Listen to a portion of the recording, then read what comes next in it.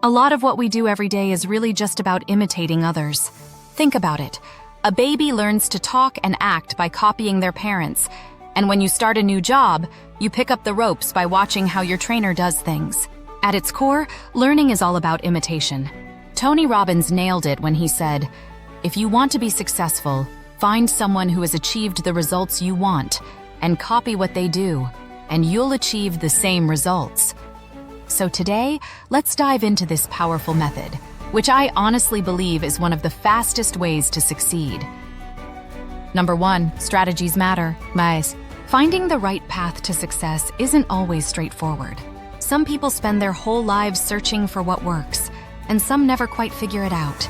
You've probably heard the advice that we should learn from successful people, but here's the thing.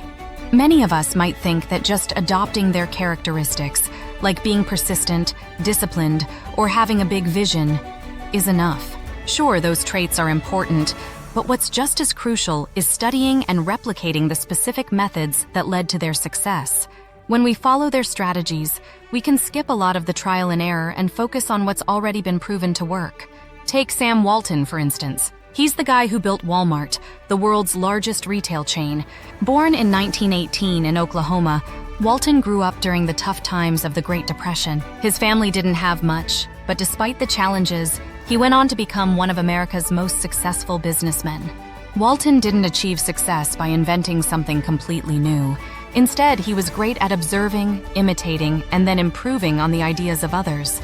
He even admitted, "Most everything I've done, I've copied from someone else."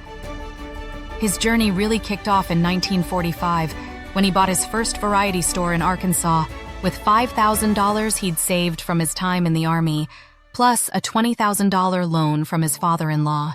He was always watching what others were doing. In 1949, while running his store, he visited a Piggly Wiggly in Memphis. This store had a self-service model where customers picked their own goods, and Walton saw how efficient it was. He quickly brought that concept back to his own store, which helped him cut costs and offer lower prices, a strategy that would become Walmart's signature move. But Walton didn't stop there. He closely studied other discount retailers like Ann and Hope in Rhode Island. They used a high-volume, low-margin strategy, and Walton saw the potential in that model. Several years later, he opened the first Walmart in Arkansas, a modest 16,000-square-foot store that marked the beginning of something huge. Just 8 years later, by 1970, Walmart had grown to 38 stores with annual sales hitting $44 million.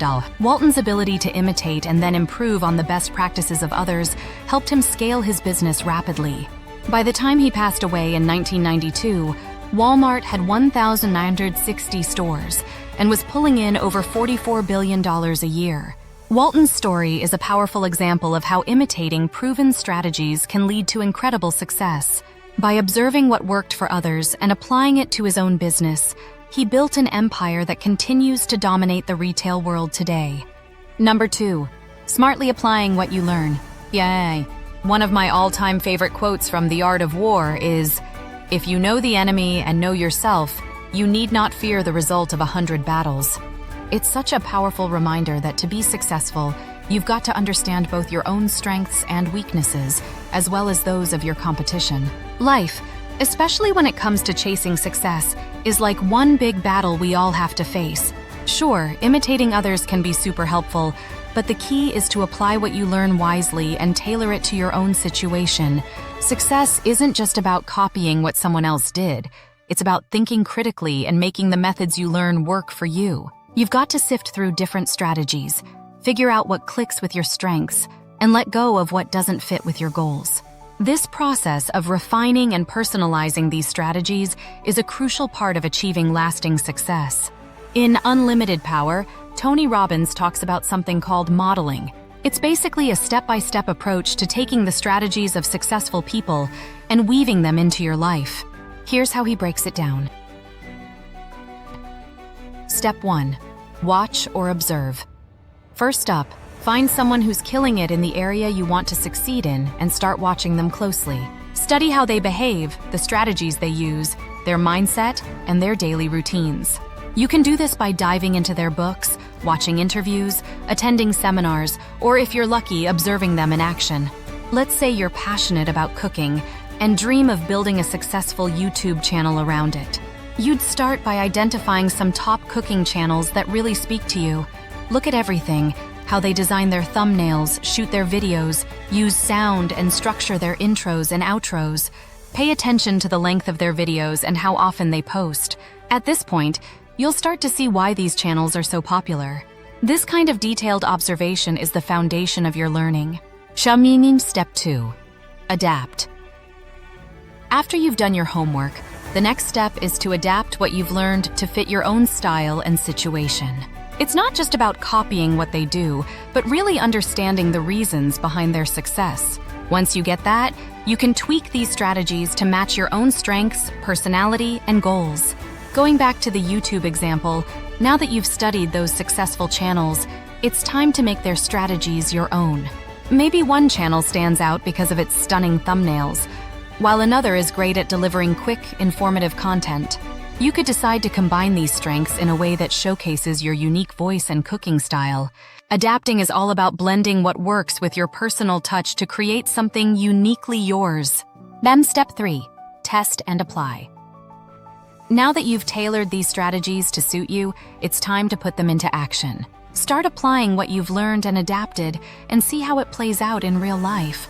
Don't expect everything to work perfectly on the first try. Be ready to experiment, make tweaks, and refine your approach. This is where the real learning happens. You'll figure out what works and what needs adjusting by actually doing it. For example, you start uploading videos using your adapted strategies. Watch how your audience reacts, check which content gets the most engagement, and adjust as needed. If a particular video format or posting schedule isn't hitting the mark, tweak it until it does. On step 4, evaluate and improve. Once you've put your strategies into action, it's important to consistently evaluate how things are going. Look at the data, get feedback, and reflect on what's working and what's not. The key to long-term success is constant improvement. In your YouTube journey, you'd be looking at things like views, watch time, subscriber growth, and how long people stick around to watch your videos. Use this info to fine-tune your content strategy. If you notice your audience prefers shorter, more frequent videos, adjust your production schedule. The goal here is to keep evolving based on what both the data and your gut are telling you. Step 5, innovate. Finally, once you've got the basics down, it's time to innovate. This is your chance to use your creativity and insights to take things to the next level. This is where you can really stand out in your field by doing something that's uniquely yours. By following these steps, you're not just imitating, you're learning, adapting, and then pushing beyond what's already been done. That's how you turn someone else's success into your own. Number 3, common pitfalls. When copying others can lead to failure. Imitating others can be a double-edged sword. If you do it smartly, it might speed up your journey to success. But if you don't handle it right, it could spell disaster. Let's break down some common pitfalls and how to avoid them. 1. Not understanding the context. One major pitfall is not grasping the context behind someone else's success. Just because a strategy worked for someone doesn't mean it'll work for you if your circumstances are different. Successful strategies are often tied to specific market conditions, personal strengths, or unique situations. Copying without understanding these elements can lead to failure. Take Microsoft's Zune, for example. When Apple launched the iPod in 2001, it was a game changer. The iPod wasn't just another gadget. It had a sleek design, was super user-friendly, and was perfectly synced with iTunes, making buying and organizing music a breeze. It wasn't just popular, it became a cultural icon. Seeing this, Microsoft decided to launch the Zune in 2006, hoping to ride the same wave. On paper, it looked great. A stylish design, a color screen for videos and photos, and even a feature to share songs wirelessly. But here's the catch. Despite these features, the Zune never really took off. The wireless sharing feature didn't attract users who were already loyal to the iPod and the Apple ecosystem. The Zune lacked the it factor that made the iPod so special. Microsoft ended up pulling the plug on it in 2011. The Zune's failure shows that copying a successful product isn't a guaranteed win. Microsoft missed out on what made the iPod special. Its seamless integration with iTunes, strong brand loyalty, and overall user experience. To truly succeed, you need to understand the market, the background, and adapt what you learn. 2. Overlooking your unique strengths. Now let's talk about another pitfall: ignoring your own unique strengths. We all have something special about us, whether it's a skill, a way of thinking, or a unique life experience. But when we focus too much on copying others, we might overlook what makes us stand out. Imagine an artist trying to make a name for themselves by mimicking a famous painter. They might get good at copying the style, but they're missing out on developing their own unique voice. Instead of blending into a crowd, their distinctive style could set them apart if they focus on what makes them unique. This isn't just about art. It applies to all fields. In business, for instance, you might have a special way of connecting with people that's different from others. If you're too busy following someone else's exact methods, you might not be using your own strengths to their fullest potential. True success comes from finding your own path and leveraging what you do best. So how can you avoid these pitfalls? 1. Understand the context. Before copying someone's strategy, ask yourself if it fits your situation. Are the conditions similar? Does it align with your goals? If not, reconsider. 2. Stay authentic. It's easy to get lost trying to be like someone else. Keep your own values and strengths at the forefront. Your uniqueness is what will set you apart. 3. Focus on personal growth. Instead of just copying superficial aspects, develop qualities that matter, like resilience, discipline, and creativity. These are the things that will help you succeed long-term. 4. Be adaptable. Use what you've learned from others as a starting point, but stay flexible. The world changes fast, and sometimes you need to pivot or innovate. 5. Leverage your strengths. Everyone has something they're good at. Build on that rather than using imitation as a crutch. Play to your strengths and create something uniquely yours. So, imitation can be a helpful tool, but it's all about how you use it. Stay true to yourself, focus on growth, and adapt as needed. That's the secret sauce to real success. That's it for today's video. If you found this helpful, don't forget to subscribe and hit the bell icon so you get notified when I upload new content. Thanks for watching, and see you next time. Bye.